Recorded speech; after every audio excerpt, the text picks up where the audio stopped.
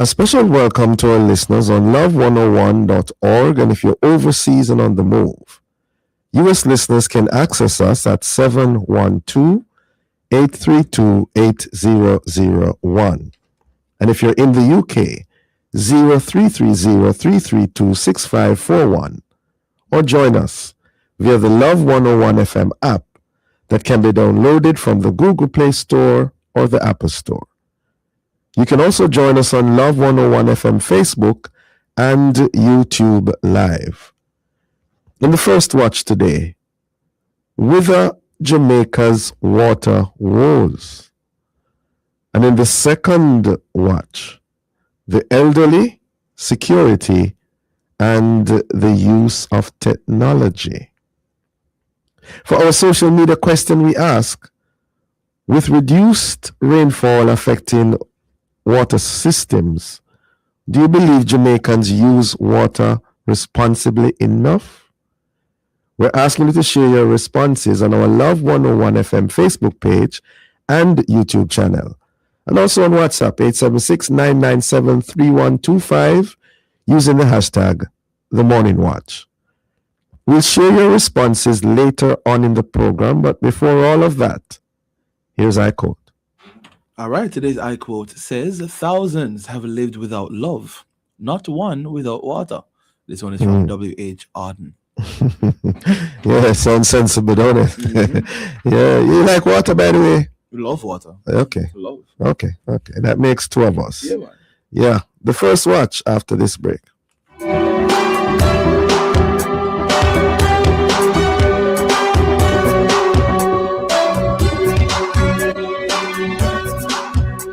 You see me? He love my food and my ketchup run the flavor in so many ways. Miss Flowers, I want to turn up your food, sir. My secret ingredient, calcium ketchup run the flavor. Cal's ketchup run the flavor. Richer, thicker, and more affordable. Chicken boss, what run the flavor? Cal's tomato ketchup. Cal's tomato ketchup run the flavor. Richer, thicker, and more affordable. Stepping confidently into a new year starts with one simple, powerful word. Yes! Say yes to new beginnings. Say yes to a secure future. Say yes to living the life you love with your family. With health and life insurance from Sagicor Life, we're here to give you the protection and peace of mind you deserve in 2026. All you have to do is say yes to what matters most. Call 888-SAGICOR to speak with an advisor today. Not all countries in the region have this very good relationship between the government and the private sector. It is one of the assets that Jamaica has, and we should make sure it is preserved. Our private sector is also the lady frying that fish in border. In fact, she is more of the private sector, and I am not going to do anything that will prevent her from having her fish sold to local and foreign tourists. The proceeding was brought to you by the Office of the Prime Minister. Persons with disabilities and their caregivers. Register on I Am Able, My JCPD, the official digital platform of the Jamaica Council for Persons with Disabilities. Created in partnership with UNICEF, the online platform makes it easy for you to connect to information, programs, and support. Sign up today at jcpd.gov.jm/IamAble or call the JCPD help desk at 876-447-0444 for assistance. The Jamaica Council for Persons with Disabilities, educating, advocating, empowering. I wish I could have talked to somebody about my problems, but I don't know if I'm ready for everybody knows me. Why not text in your problem and hear what the suggestions are? We have a safe space for you to share your truth and get the help you need. Really? Where? On Soul Talk, confessions and reflections in Alive, every Wednesday at 3 p.m. Submit your detailed message to 876-424-3642 or send an email to producer@love101.org and state if you prefer to remain anonymous. Choose from our categories: confession of regret, confession of gratitude, confession of weakness, confession of love, or confession of conflict. By sharing your story, you'll not only find freedom, but also receive guidance advice, and solutions from our community of listeners who care. Join the journey to healing, forgiveness, and breakthrough. Soul Talk, confessions, and reflections. Because sometimes the hardest truth leads to the greatest breakthrough. Only on the family station, Love 101. Now, Wednesdays at 3 p.m.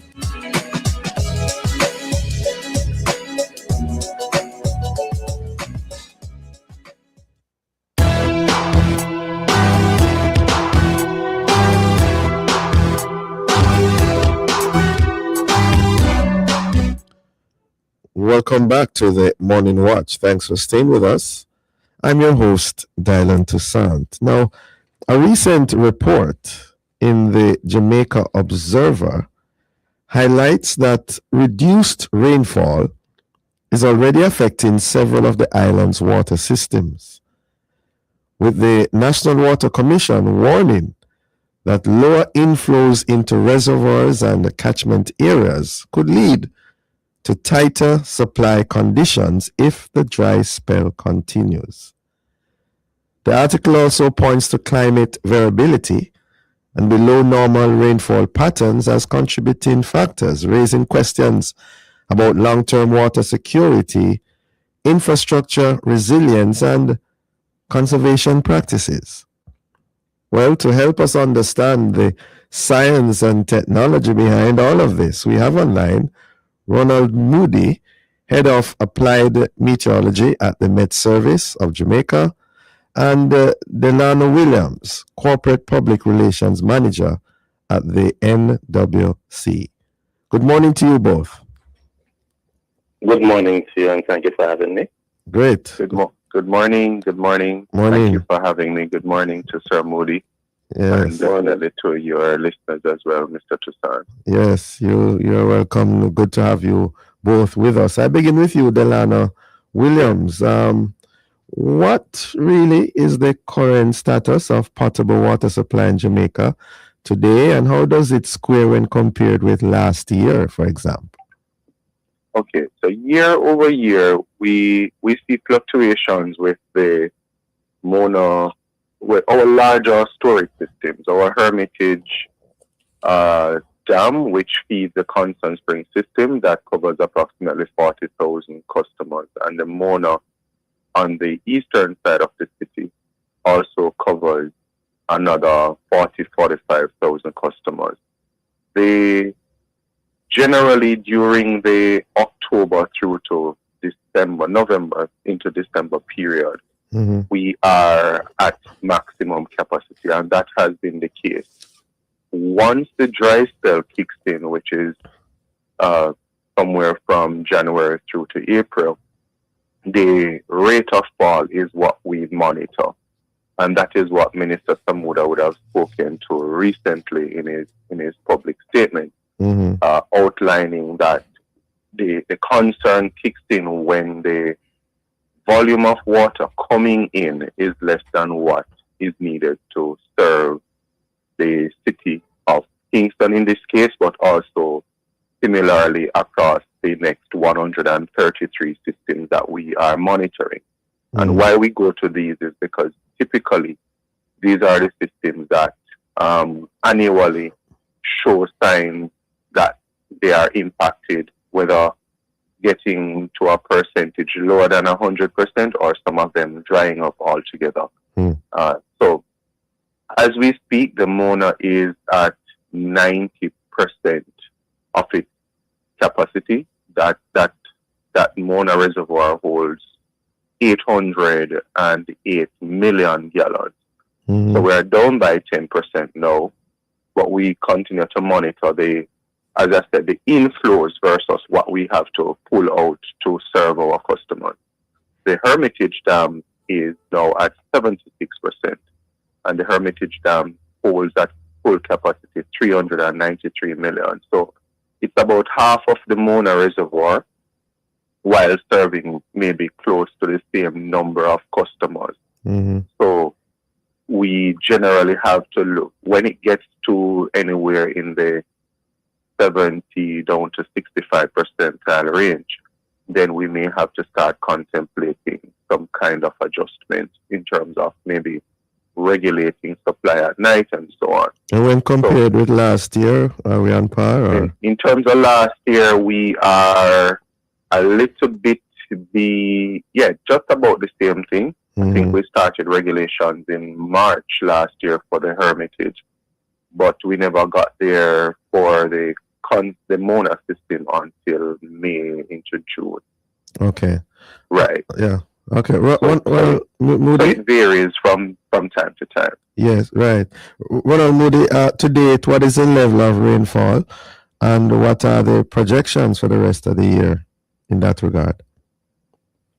So let me give you some context. Jamaica has what is called a bimodal rainfall pattern, marked by two periods when we have significant rainfall and two periods when we have far less rainfall. October is still our primary rainfall month where the island receives its most rainfall, and then there is the May, which we refer to as the early rainfall peak. And in between those two, there are months when we receive far less rainfall. As Alana explained, I'll take it from where it said, there's a dry season that runs from December to March, and we're currently in the dry season. And then there's another month in July, which some people refer to as the midsummer drought or the midsummer dry month. We're currently in the dry season. October last year, there were a number of weather systems that produced rainfall across the island. So at the end of October, including Hurricane Melissa, so at the end of October, as the land said, the systems were all fine and well. After October, we saw a significant decrease in the amount of rainfall across the island. November, December. There was some increase in rainfall in January. However, you're looking at a month where we're receiving far less rainfall, and even though we had quite a bit of rainfall in January, you'd have to continue that so far into February and going into March. From a meteorological standpoint, February appears to have been a much drier month than January in terms of the amount of rainfall. The projections for March, April, May suggesting that we should get rainfall possibly within the normal range or in some instances below normal. That doesn't look good in terms of the availability of water and to improve the inflow into the water commission systems that are currently being affected. And the outlook beyond the outlook beyond May is not looking any prettier either. It's for the most part below normal rainfall June, July, August. So that's what the timing models are today. Wow. Delano Williams, on a scale of 1 to 10, 10 being the highest, how likely is it that severe water restrictions will have to be imposed shortly? And what parishes will be most affected? All right. So we wouldn't speak yet to the severity of it. While Sir Moody has definitely shared the realistic projections, what we do at the NWC is seek to manage the inflows. Yeah, I'm so sorry, Delano Williams. We're up on a break. Hold that thought. We'll be right back.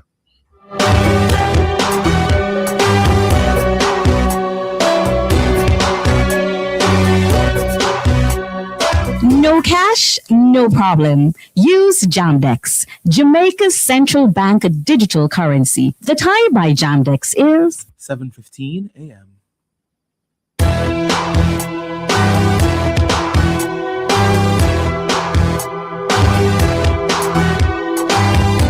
Welcome back to the Morning Watch. Thanks for staying with us. I'm your host, Dylan Toussaint. And this is the first watch we are really asking what's going to happen in terms of Jamaica's perennial water woes. And in so doing, we have online Delano Williams, NWC Corporate Public Relations Manager, and Ronald Moody, Head of Applied Meteorology at the Met Services of Jamaica. And before the break, we were told, reminded in many ways, that, Hermitage for 40,000 customers, Mona 40 to 45,000, and Mona is now 90% of its capacity, and Hermitage is 76% of capacity. In terms of the rainfall, we are bimodal in terms of our pattern in Jamaica. And so far, February appears to be a drier month than usual, with concerns headed into the rest of this half of the year. Delana Williams, you were responding to the question on a scale of 1 to 10, 10 being the highest. How likely is it that severe water restrictions will have to be imposed shortly, and which parishes will be most affected? Please continue, sir. No problem. Thank you. So I was making the point that at this point we're continuing to monitor these inflows. We're talking about the island-wide situation. Mm-hmm. Some areas are prone to drier conditions. What we have been doing over the last number of years is to roll out a whole slate of intervening activities. One of those is the NRW program that took place in KSA, meaning Kingston and St. Andrew, and was able to save us on water in terms of we used to lose water through leaks and theft at a scale of over 60%. We have cut that loss level down to high 30s into about 40%. So if you shared or heard Minister Samuda's presentation recently, he spoke to the same Kingston and St. Andrew region now needing 12 million gallons less in order to operate on a daily basis. And that, basically the impact of the NRW program. A similar program is being rolled out right across the island. And we expect to see similar gains, which helps us to safeguard water supply. As we speak for these coming months, the strategies that we have learned from the NRW means that we can, and we have started earlier, to ensure that we manage the water supply. This is a twofold thing, though. It's one side of it is the NWC perhaps having to implement regulations in the coming months or weeks if we see the need to do so.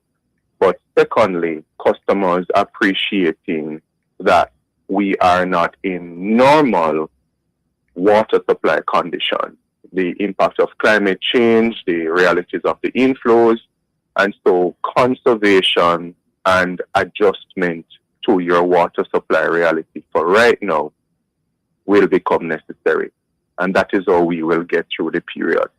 The severity, we generally start by just adjusting the nighttime flows, where demand is far less, meaning most persons are asleep, businesses are closed.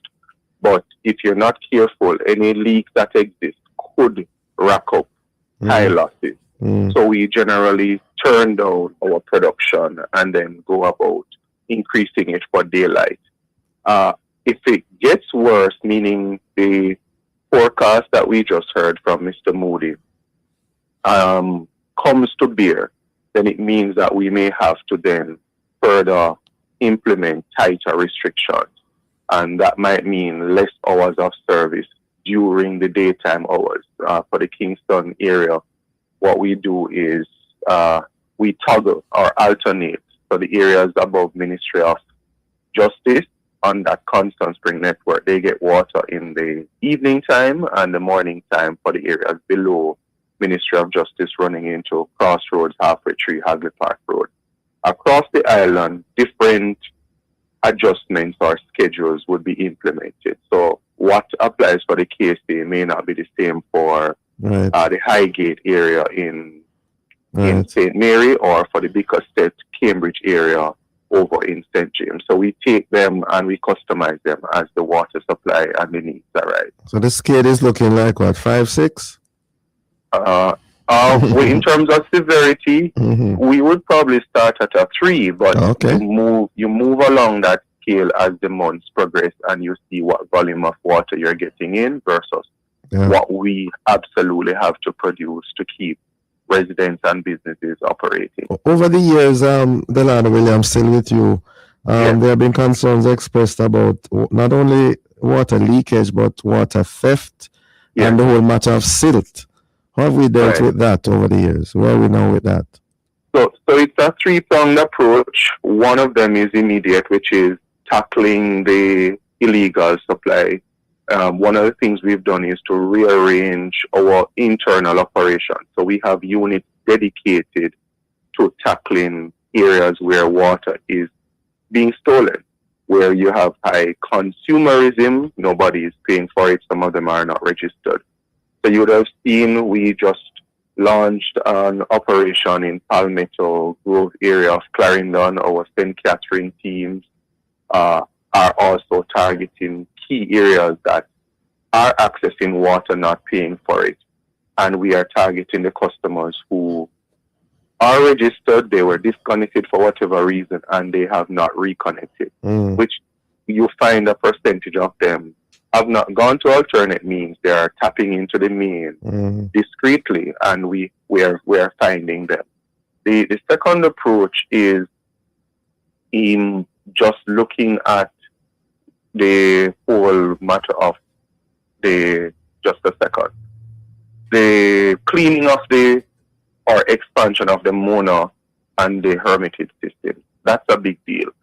And so the recent pronouncements from the minister would have spoken to the work that we're doing now in terms of assessing the area that we have, how we can expand, starting with the Hermitage, and then also moving into the land available to expand operations at the Mona.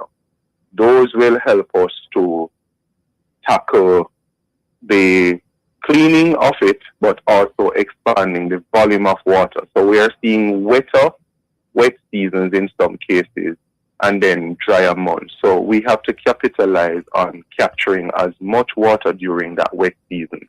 We can manage in the dry months. And the last thing will be the Rio Cobra project. As I hurry along to say we are getting more imports when it is completed in the next 18 or so months. Okay, hear it loud and clear. Ronald Moody, in regards to weather, what really is the El Nino vis-a-vis La Nina effect, and which of the two is affecting us now, if at all? So in the Pacific Ocean and the Eastern Pacific Ocean, there is a warming of the surface water at in Eastern Pacific. When it is above what is called the 30-year mean temperature, then you're looking at what they call El Nino condition. And it is the opposite when it is warm, when it is cooler than the long-term sea surface temperature average, and that is referred to as La Nina. And in between there's what is called neutral conditions. We have had neutral conditions literally all of 2025. They have not declared a La Nina.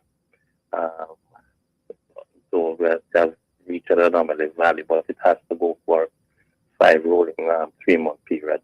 And we have not passed 3 rolling month period as yet. The situation right now is that when you have El Nino conditions, it means unbuffer level wind. It means the clouds get shared, and there is not enough time for the clouds together and give us a lot of rainfall. The opposite happens when you have La Nina conditions. And we're having neutral conditions right now.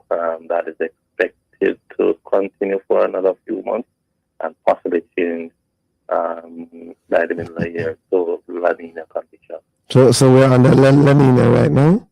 Neutral. Neutral conditions. And then there was a cold front that affected our island 2 weeks. I don't know. I don't know much about these things, but I'm wondering, wouldn't that affect our water supply positively, or shouldn't it have? It could if it is a frontal system that has rainfall with it. The one that occurred early in February wasn't well. There are two that occurred early in February. One occurred the Sunday, Monday, Tuesday, and one occurred the Friday, Saturday of the same week. They were not really rainmakers in the sense Okay. of those producing a lot of rainfall. It's more cooler temperatures, stronger winds. Okay. Well, as we seek to wrap, gentlemen, what advice, suggestions, recommendations would you give to our viewers and listeners in regards to the situation, which is a perennial situation, beginning with you, Delano Williams? Okay. Well, twofold. One of them is to thank our customers for their patience. We know, well, we are both learning the realities that climate change is bringing. The problem of drought is not new. What is new is the severity of it, and that's what we're asking you to bear with us now as you adjust for the conservation that is needed. Some of our customers, your listeners, will have to make an assessment, as the minister suggested, to just audit our storage at home, at our business places. Ensure you have some storage capacity that can take you for a number of days, ideally 3 to 5 days, as needed. Our commitment is, and that's the second part, is to continue to find the short-term measures now, but also to follow through on the longer-term ones that can help us to have reliable water supply, both in and out of a drought period. And I mentioned those in terms of the build-out of the major storages, placing newer ones across the country, targeting the NRW program, which is non-revenue water for those who didn't catch it. And that means water that is pumped, not getting to the customers or being stolen by non-customers. And we are treating with those in the next several years because it's a major program. These will help us to have better water reliability, not just, perhaps not for this year, but for the years to come. And we want to thank them for the partnership until we get there. Certainly. Ronald Moody, you have the final word. Well, just to ask that please to remember that we're still in the dry season. And while the land can speak for the water sector in some respect, I also am asking that the farmers be mindful of what their outlook is going to be like, because they too are going to be ones that will be feeling the lack of rainfall in their fields. Most of our farmers use rainfall for the irrigation. Hello? Hello? Yes, that's it? That's it. Right, a word to the farmers, and especially in this post-Melissa era that we are in. We know the concerns there in terms of our agricultural crops and everything. Gentlemen, thank you so very much for joining us, for the information and the insights given. Have a safe, productive day. Thank you. Thank you. Thanks for having us. Great. Listeners and viewers, the Morning Watch will return in just a moment.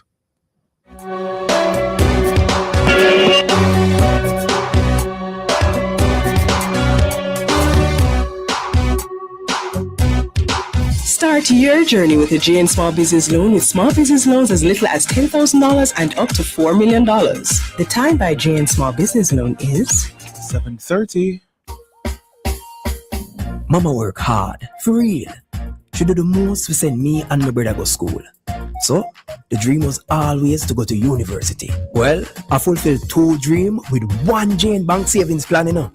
I further my education and I make mama proud. Say you can make the park, travel park, graduate like a star. Stop wishing you could. With your Jane Bank savings, you absolutely can.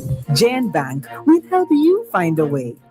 Every day, Rosie has a glass of fruit drink with breakfast, an energy drink on the way to work, a flavored water with lunch, and 2 glasses of soda with dinner, which adds up to more than 50 teaspoons of sugar a day. And all that extra sugar could bring on obesity. Are we drinking ourselves sick? 71% of Jamaicans support a tax on sugary drinks. Help tackle obesity and protect our children's future. A message from the Heart Foundation of Jamaica. Gee, you know say Mike no come. Hold on. No, sir. That sound like consumption. What that? Tuberculosis, aka TB. Now all time something like that. After nobody now get that again. So you think TB still the boat? If you have a cough for more than 2 weeks with fever, night sweats, and weight loss, go to your doctor or health center and get tested now. Let's be vigilant and stop the spread of TB infections. A message from the Ministry of Health and Wellness. You could win a return on your taxes. Pay your taxes with your Sagicor Bank business credit card at Tax Administration Jamaica or online for your chance to be one of 2 lucky winners of $500,000 cashback. Earn an entry for every $100,000 spent on taxes between February 27 and April 15. Plus, enjoy a 1-month payment holiday up to 55 days interest-free and unlimited reward points. Visit Sagicor.com to learn more. Conditions apply. Authorized under Section 58.3 of the Betting, Gaming and Lotteries Act.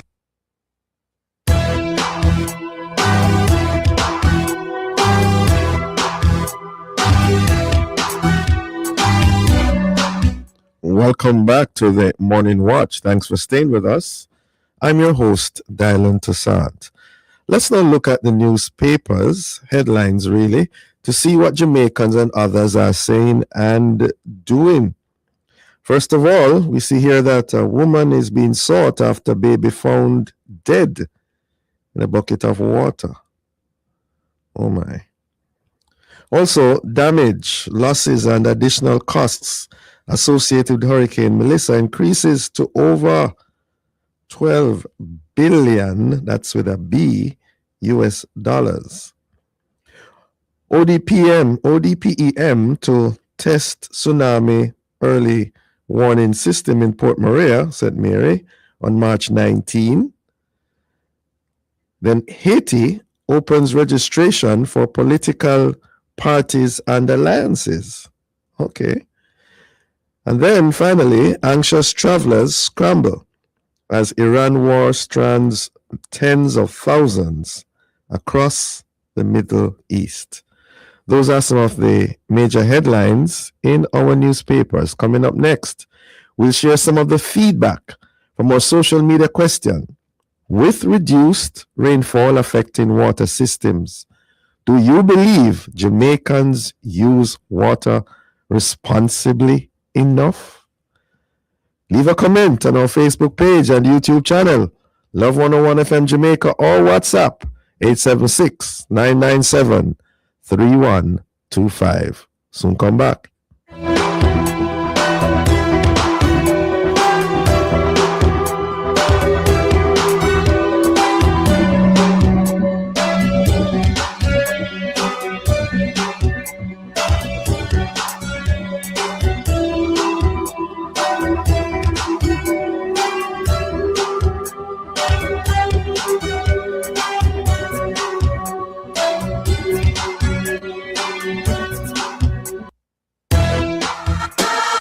This is Flow, Jamaica's fastest mobile network, as verified by Ookla. It's the result of a complete network rebuild, with more power backup to reduce outages and satellite backup for greater mobile stability. You can even make regular calls using Wi-Fi. Welcome to our new era of connectivity, and we're not stopping there. This is Flow, Jamaica's network. Yes, what me do? What you do? You go check me prostate. No, serious. No, do that. Remember say that pops drop out from, you have to take it serious. You can't just do the blood test, but better safe than sorry. So we do the full package. Plus the NHF card and pay for the PSA test. Bigs, you are 40, the earlier, the better. Cause me know you still want fire on all cylinder. That is it.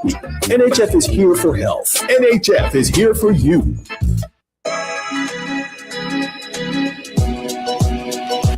wish I could have talked to somebody about my problems, but I don't know if I'm ready for everybody knows say me. Why not text in your problem and hear what the suggestions are?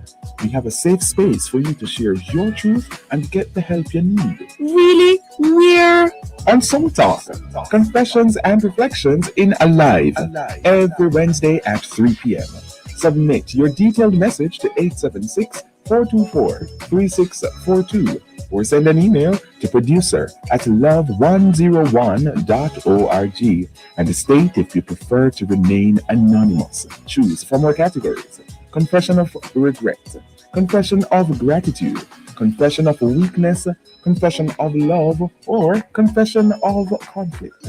By sharing your story, you'll not only find freedom, but also receive guidance, advice, and solutions from our community of listeners who care. Join the journey to healing, forgiveness, and breakthrough. Soul Talk, confessions and reflections, because sometimes the hardest truth leads to the greatest breakthrough. Only on the family station, Love 101. Now, Wednesdays at 3 p.m.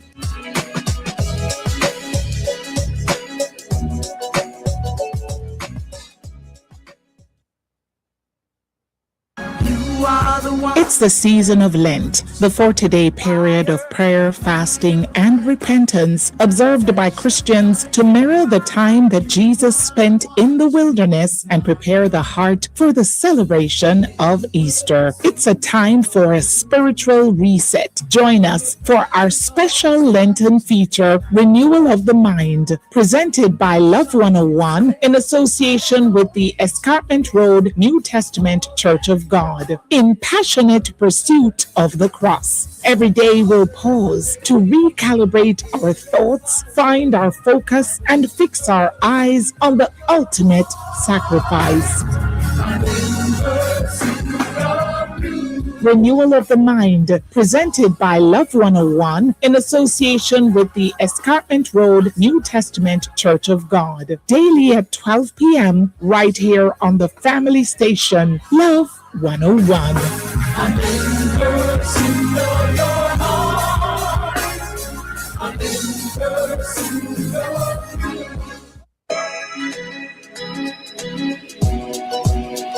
I wish I could have talked to somebody about my problems, but I don't know if I'm ready for.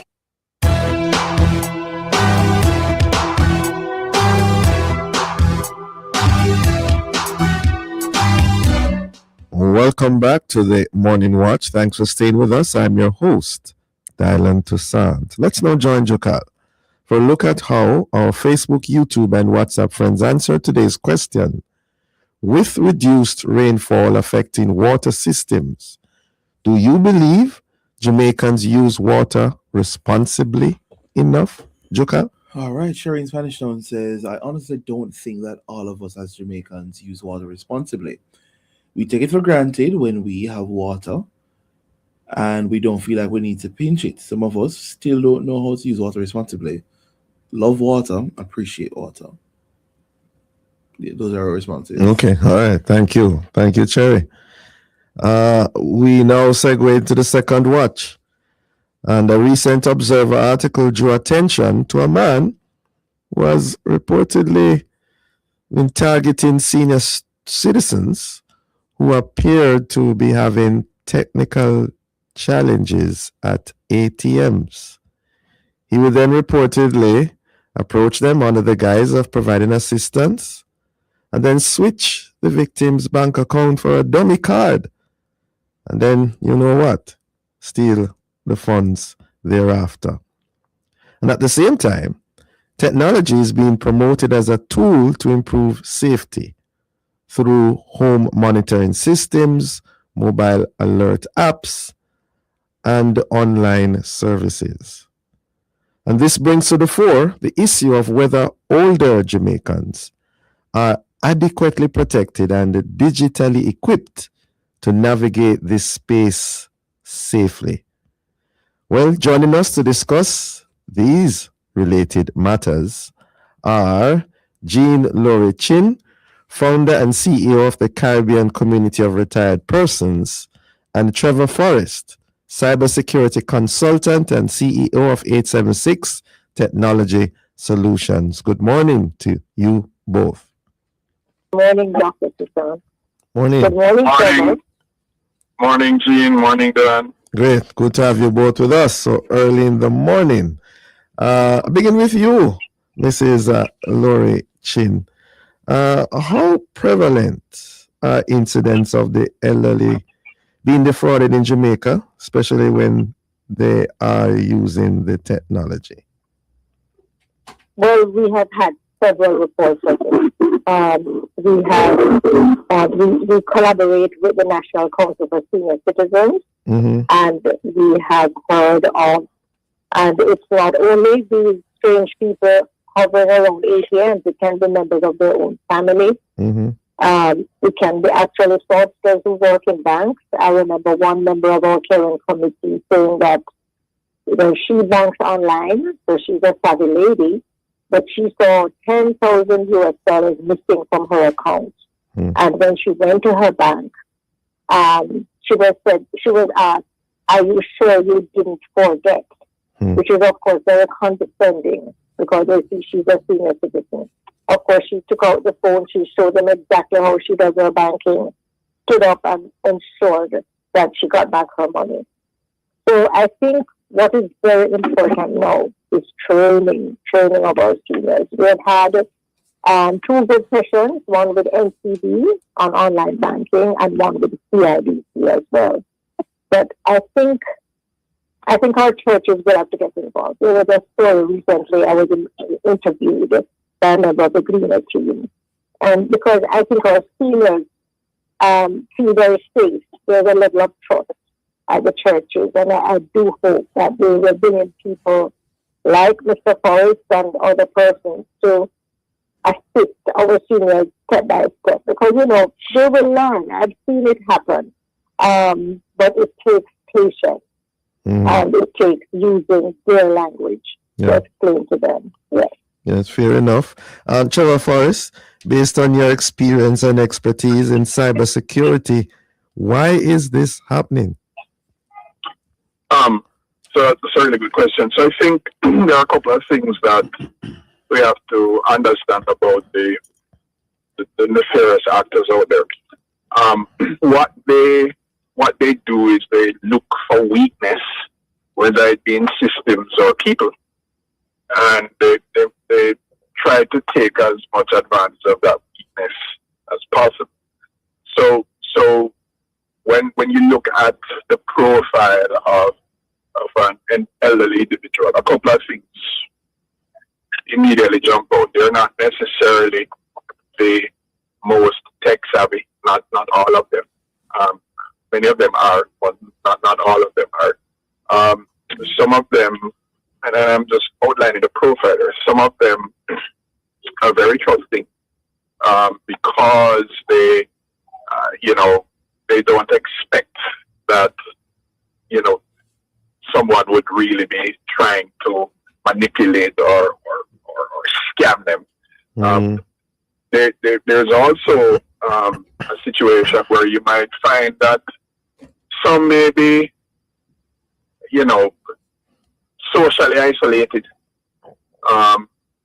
alone, and the mere contact that they have, whether it is from family and or somebody else who has,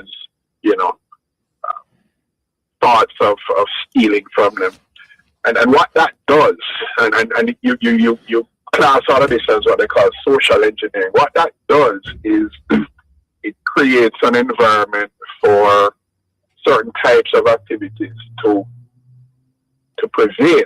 So, okay. Trevor Forrest, I'm so sorry. Could you just hold that thought, please? We're up on a break. We'll be right back. Start your day informed, alert, and ahead of the curve. Join us at 6:30 a.m. for the latest breaking news, weather updates, and everything you need to know. Clear, concise, connected. It's your morning news right here on Love 101 FM, the family station. On Mondays, the morning news is brought to you by the Ministry of National Security Live Good Anti-Violence Campaign.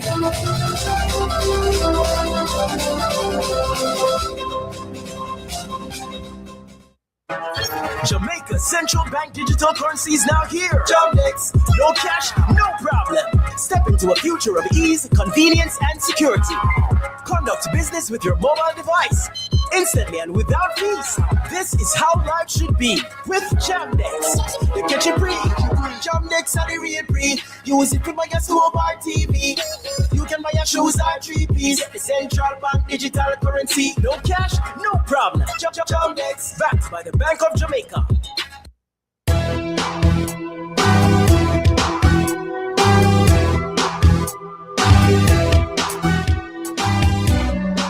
Welcome back to the Morning Watch. Thanks for staying with us. I'm your host, Dylan Toussaint. And this is the second watch. We're looking on the elderly, security, and the use of technology. And in so doing, we have online Trevor Forrest, cybersecurity consultant, and the CEO of 876 Technology Solutions, as well as Jean Laurie Chin, founder and CEO of Caribbean Community of Retired Persons. So far, we have heard from Jean Laurie Chin the need for more training of our elderly, and also she's also raising the need for churches to be more involved in the process. Trevor Forrest has been telling us that the scammers, they look for the weaknesses that may be associated with the most vulnerable, inclusive of the elderly, and the profiles, in not necessarily the most savvy. They're not expecting to be scammed, and this whole matter of social isolation. Trevor Forrest, you were making some additional comments. Please continue, sir. All of those aspects together, you find that it creates the environment for nefarious activities. The threat actors, they take full advantage of that. I've heard, and I heard Jean mention it. It happens especially in banks, where because banks are forcing, their customers to go digital to bank online. Right. Not everybody, and some of the most basic things, you need to have an email address. Yeah. Not many people even have a computer or even know how to create one of these. And what you find happening is they seek help because this is stuff that must happen. And sometimes they get the assistance they need unwittingly from people who work in the bank. And what you find happening is after they get that assistance, it is employees in the bank who now have the sensitive information of the customers. You speak about the ATM machine. It took me about a year and a half to get my mother comfortable with going into the ATM machine and doing a transaction. And when you think about it, she was lucky to have someone who she could trust to do that. But you do find that you have elderly people who are thrust into these technologically advanced ways of doing business. Yes. And in a moment of vulnerability, they seek help. And if they get the help from the wrong person, this is what will happen. So you find that the greatest, mitigator to this sort of thing is knowledge and awareness. Because, if you're not aware of what the possibilities are, and this extends, from the elderly all the way to the young, awareness in digital age is extremely important because the kinds of threats, the kinds of attacks that can occur will see to, the stealing of your hard-earned money, your pension, and all that kind of stuff in seconds. Seconds. So awareness is key. Yeah. Jean Laurie Chin, what are the demographics, based on your observation, behind the elderly who have been defrauded? And I'm thinking like gender. Do we find more males and females, vice versa?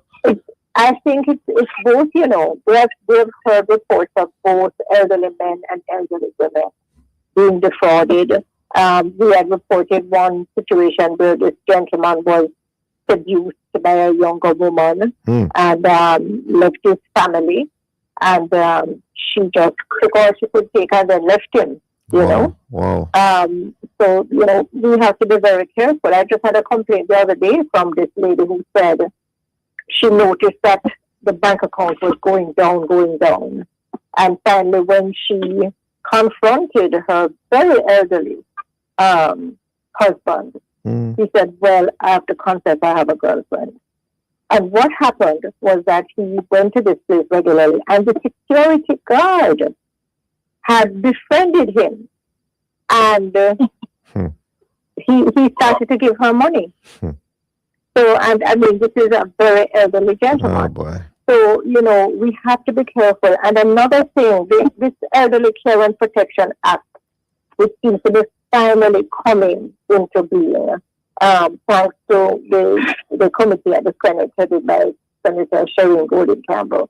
She says she now has a roadmap that the Minister of Labor and Social Security can use to table this act, this draft act in the House.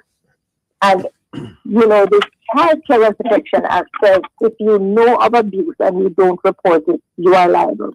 And this is also going to be in the Elderly Care and Protection Act, because I think sometimes we are aware of these situations and we just turn a blind eye.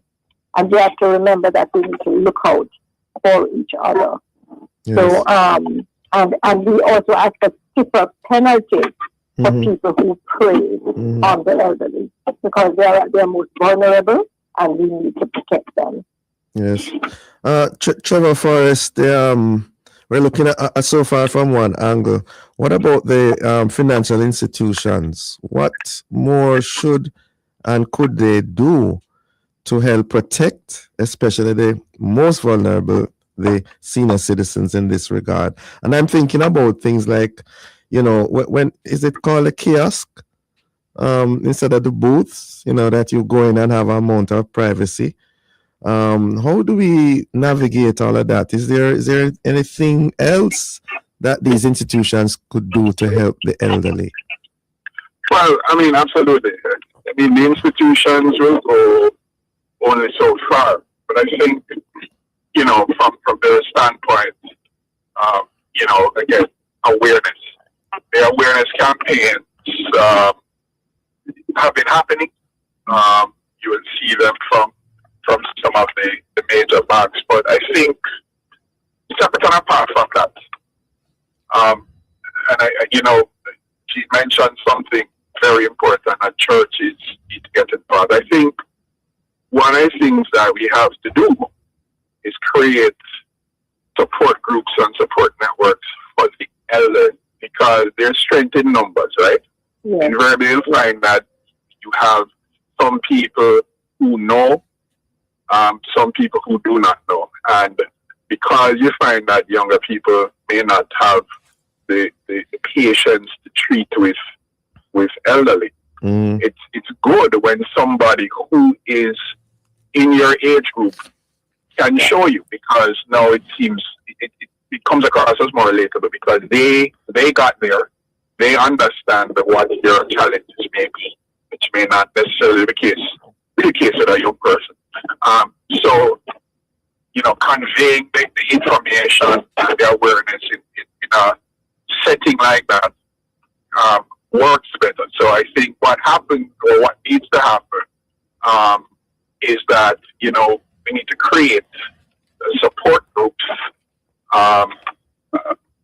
you know, of elderly people, so that those support groups, you know, they feel more comfortable and they can absorb the knowledge a little bit better, and they can learn at their particular pace.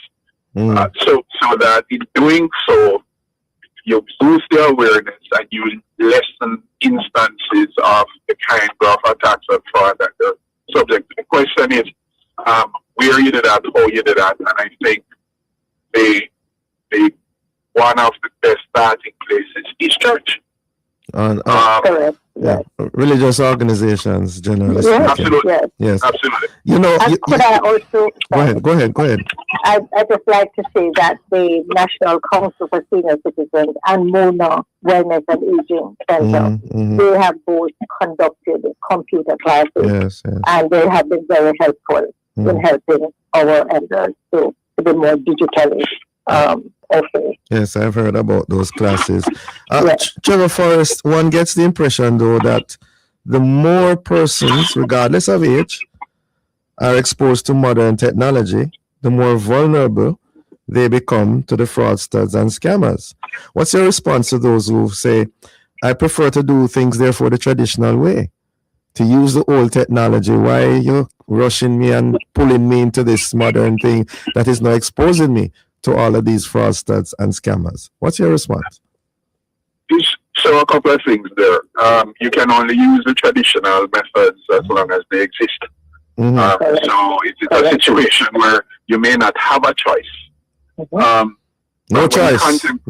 Eh? Well, it may be a situation where you don't have a choice, right? But when you contemplate the traditional methods, 50 years ago, advances in technology, so to speak, that are far removed from what you see today, right, also had their own issues. Yeah. So the same sort of vigilance you had to exercise 30 or 40 years ago, it's no different now.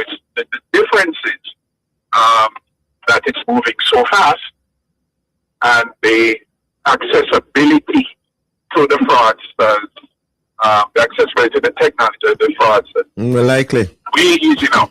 So one of the things that we have to do, that we're not doing, is we're fiercely going digital, but we're not bringing everybody along with us. And everybody doesn't want to go along with them as well. You're going to have that happening, you know. Yeah. But what you will find is, again, if you create the environment for even those who don't want to go to feel comfortable existing in it, then they'll eventually catch up. But you find that, you know, the technology is moving so fast. We are not putting the necessary structures in place, systems in place, mechanisms. We don't have time to catch our breath. Yes. Yeah. Lord Chin, you wanted to come in? Sorry. Well, I wanted to say that in the break, I heard the DOJ ad about the digital wallet on your phone. Yes. And I'm hoping that there will be some strong training about using that digital wallet by the bank. Yes. Because it will be very convenient. Yes. But again, that is another exposure for fraudulent activity. Oh, yes. So let us make sure that there is some training and there is some that we can get more organizations involved in helping our students understand it and to use it. Yes, and maybe I don't know how this will register with the organization, Jean Laurie Chin, but it's perhaps some persons need to reach a point where they acknowledge that they are not as savvy as they used to be, not with it, you know, and need to seek help before it gets worse. You know, we have been doing that, and I tell you, our members have been very receptive to whatever we put out there for them to learn more. We're planning a whole series in April because we have a safety and security committee, and the JCF will. Yes. Okay. We had some some technical stuff happening there in the background. Ladies and gentlemen, we're out of time. Thank you so very much for being with us and discussing this very important topic. Listeners and viewers, join us again tomorrow as we continue to set the stage for a discussion of topical and the controversial issues. For information, how to get copies of this program, call our production department at 876-968-9596-7. This, of course, has been the Morning Watch. Thanks to producer Yashika Nevers and our guests. I'm Dylan Toussaint, returning you to Love in the Morning.